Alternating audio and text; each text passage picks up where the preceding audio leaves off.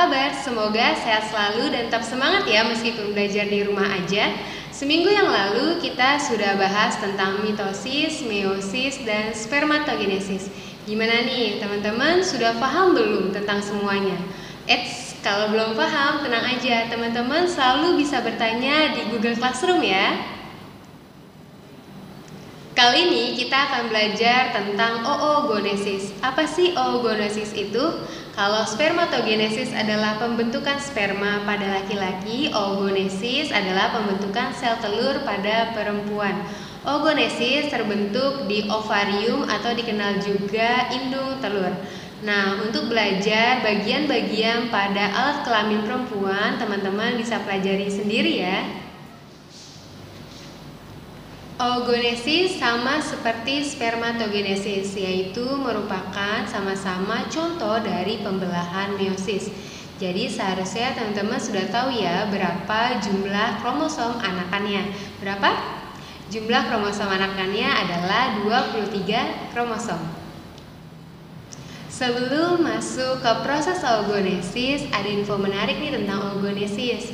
Kalau spermatogenesis baru terjadi pada seorang laki-laki ketika anak laki-laki itu mulai puber, kalau oogonesis ternyata mulai terjadi sejak bayi perempuan ada di dalam kandungan. Sejak bayi perempuan ada dalam kandungan, calon-calon ovum yang ada di ovariumnya mulai berkembang, mulai memperbanyak diri. Sehingga ketika seorang bayi perempuan lahir, seorang bayi perempuan memiliki 200.000 sampai 2 juta sel calon ovum. Nah, seiring berjalannya waktu, calon-calon ovum itu akan mati sehingga hanya menyisakan 40.000 calon ovum di masa puber seorang perempuan. Dari 40.000 calon ovum yang ada, hanya akan ada 400 ovum yang akhirnya berkembang. Dengan demikian, teman-teman sebenarnya bisa memperkirakan kapan menopause teman-teman loh. Sekarang kita akan bahas tahap-tahap pada oogonesis.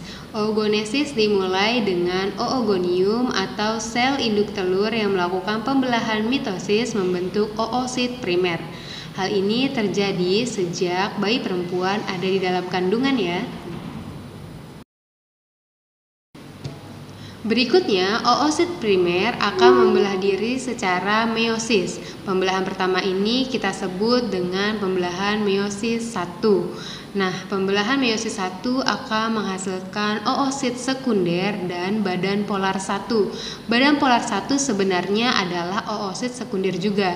Yang membedakan ia dengan oosit sekunder adalah badan polar 1 memiliki sitoplasma yang lebih dikit daripada oosit sekunder, sehingga ukuran badan polar 1 itu jauh lebih kecil dibanding oosit sekunder. Berikutnya, oosit sekunder dan badan polar 1 akan membelah diri kembali secara meiosis. Pembelahan yang kedua ini kita sebut dengan pembelahan meiosis 2. Oosit sekunder akan membelah diri menjadi ootit dan badan polar 2. Sedangkan badan polar 1 akan membelah diri menjadi 2 badan polar. Nah, dari sini kita bisa lihat ya hasil akhirnya ada 1 ootit dan 3 badan polar. Sebenarnya sampai sekarang belum diketahui apa fungsi badan polar.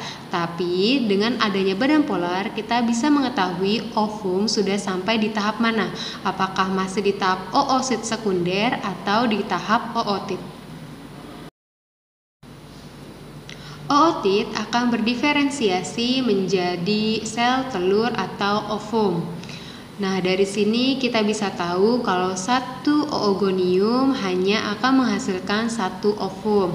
Sedangkan pada spermatogenesis, 1 spermatogonium dapat menghasilkan 4 spermatozoa. Nah, sekarang pada oogonesis fase mana saja sih yang mengalami haploid? Teman-teman bisa tuliskan jawaban teman-teman di kolom komentar ya. Apa yang akan terjadi sama ovum yang sudah matang? Ovum yang sudah matang akan dikeluarkan dari ovarium lalu berjalan melalui tuba falopii menuju uterus atau rahim. Selama di perjalanan, kalau ovum tidak bertemu dengan sperma yang membuahinya, maka ovum akan langsung menuju rahim dan terjadilah proses menstruasi.